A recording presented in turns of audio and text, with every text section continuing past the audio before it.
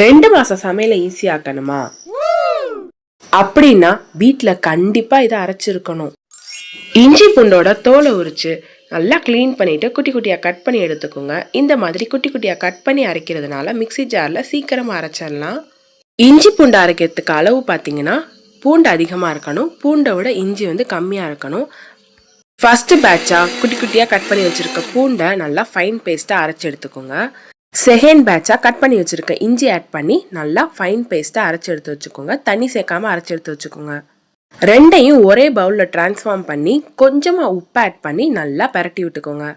உப்பு சேர்க்கறதுனால இஞ்சி பூண்டோட தன்மை மாறாமல் இருக்கும், அதனால கொஞ்சமாக உப்பு ஆட் பண்ணி நல்லா பரட்டி விட்டுக்கோங்க.